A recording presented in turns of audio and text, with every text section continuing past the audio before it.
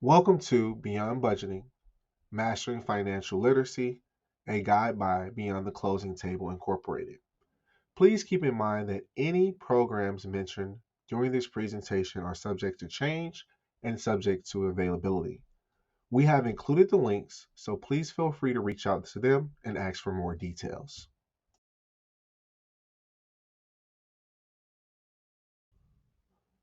By the end of this presentation, you will learn how to write a budget.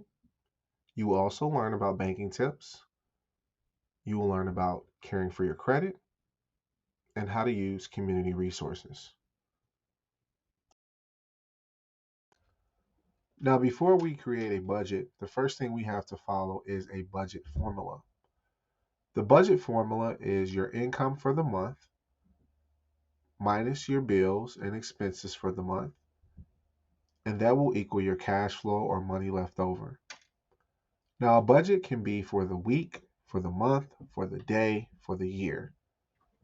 For the purposes of this presentation, we're going to do for the month. Now, one question you always want to ask yourself is, were my expenses necessary? Okay, now that we know what it takes to create a budget, let's take a look at budget one. But before we do that, please keep in mind that the amounts used throughout this presentation are solely for the purpose of an example.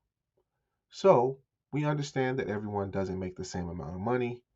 We understand that the cost of living may be different depending on where you are, and that you may prioritize and have things that are more expensive, or you may even have more expenses in general. At the end of the day, the budget works regardless of how much money you make and how much you spend. It's the same formula. So let's get back to the budget.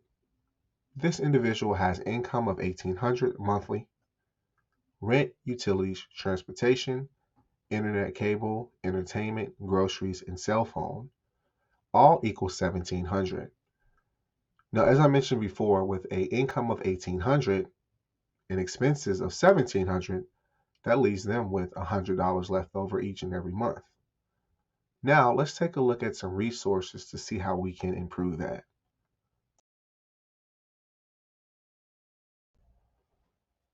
After finishing budget one, we did figure out that we had $100 left over each month, and that's amazing. However, we should always be thinking about how can we save more for ourselves and our families. Here, I have highlighted a couple of places that we can go for help. Keep in mind, there's a much more extensive list, but these are some things that I wanted to mention first and foremost. Collaboration for Early Childhood, they're amazing. Their website includes an array of resources from food to shelter to parenting resources. It's actually just a one stop shop. So please be sure to check that out. The Federal Communications Commission, they have an amazing connectivity program that can assist with internet and cell phone. So make sure you check that out as well. Snap or Link is a resource to help for food.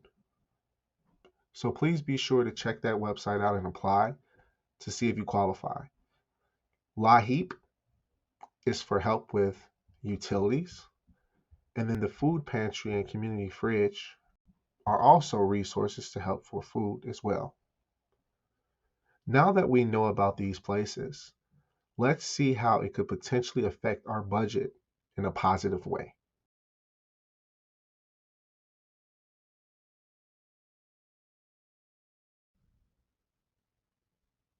Wow, take a look at this new budget using resources.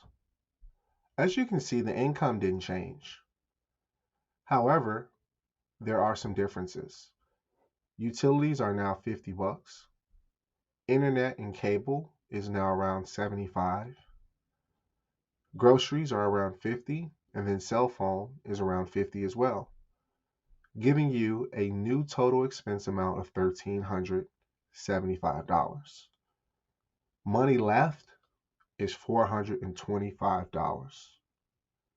Now, again, keep in mind that these numbers are just for presentation purposes. However, they are realistic in terms of what the different resources could do for you potentially. Now that we see the difference, let's take a look at what this means for us on an annual basis.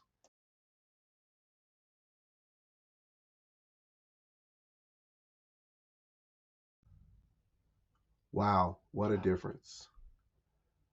Budget one shows us that if we follow it, we will potentially have $100 left over each month.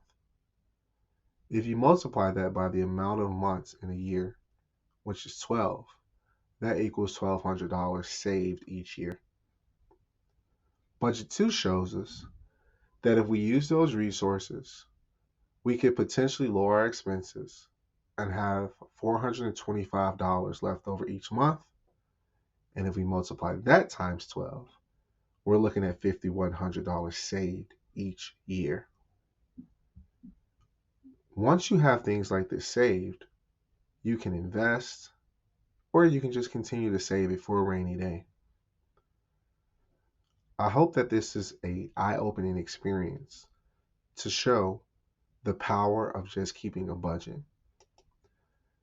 Now, let's discuss some more resources that may be available for you.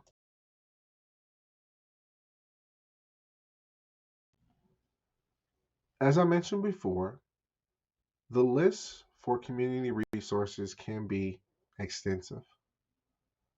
So that's why we've taken the liberty to list a lot more of those resources for you. We have included the links because, as we said before, these programs are subject to change and guidelines may change and availability may be different. So please use these links to call them or email them for more details. Now that we've discovered more resources, let's talk about banking and some good banking tips for you to use in the future. Now let's talk banking tips. The first thing I want to discuss is being able to cash your check like a pro. If you have a bank, the benefits include direct deposit and being able to go cash your check at the bank during those business hours.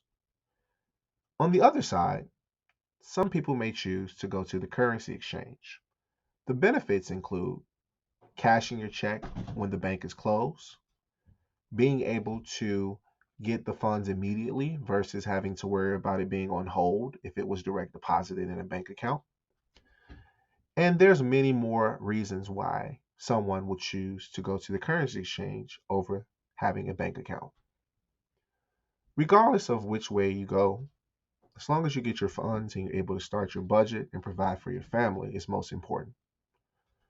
If you do have a bank account, some things that you want to always be aware of is how much you're spending, pending charges, and making sure that if you incur any fees that you ask for a refund.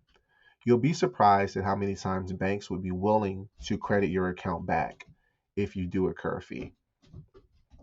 Another thing that you want to always do is you want to make sure that you keep up with spending outside of the banking app itself.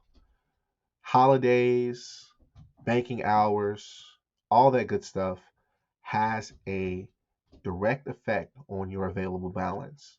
So make sure that you're keeping up with your spending on your own to make sure that your banking experience is a good one. There are many other banking tips, and these are just a few. So I hope it helps you become a banking expert.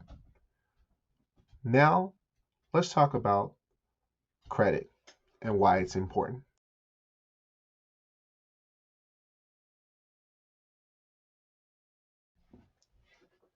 Why is credit important? Credit is important for a variety of reasons. Take a look at this list, and I'll go over a couple. Access to financial services. If you have great credit, there are financial things or services that you get access to that you would have never got access to with poor credit. Whether it's a type of loan, maybe it's a credit card, and the list goes on.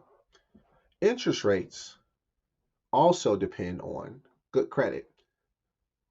If you have good credit, you can borrow and pay back less. If you have bad credit, you borrow and you pay back more. That's interest rates in a nutshell. Employment opportunities, renting an apartment, utility services, insurance premiums are all different with good credit. So that makes your credit very important. Financial flexibility is a huge one. So let's just say you want to buy something. You don't have the cash and it's very important and you can't wait. Being able to pull out a credit card, purchase the item, and pay it back later is a very good feeling. Building wealth is also a very good feeling. And the way you build wealth is being able to have good credit, borrow funds, pay it back, and get a reward and do it over and over again. Now that we know why credit is important, let's take a look at the credit score chart to see where you stand.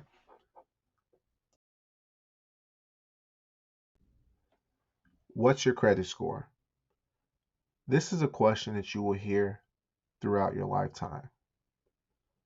It's important because it lets you know what you can qualify for without even applying half the time. Here I have a scale, but more importantly, it is a real good way for you to kind of manage your goals for your credit. There are a lot of different resources out there to help you get educated on credit and teach you things to do to take your score to the next level. Let's take a look at that.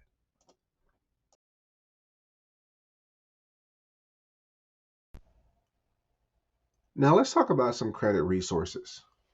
All of these places here will help you understand your credit, check your credit, and in some instances let you see what your credit will be like if you make certain adjustments.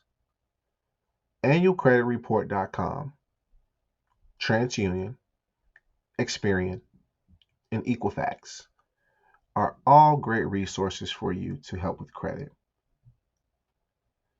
Make sure that when you use credit, you always have a way to pay off your credit cards.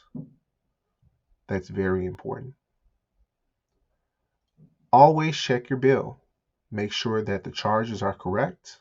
Make sure that you're paying attention to interest rates, any type of promotions, and just make sure that you keep these credit cards in great standing.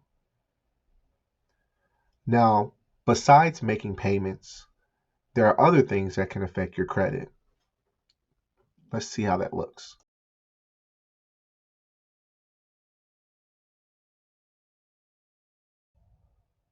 So let's discuss some credit score factors. They include being on time with payments, the capacity used, length of credit history, types of credit used, and past credit applications. All of these are very important. If you look at the chart, you can see that some things are more important than others. But we all know that the foundation is very important, and that's the budget building that we discussed earlier. With proper budget management, you will be able to handle your credit responsibly.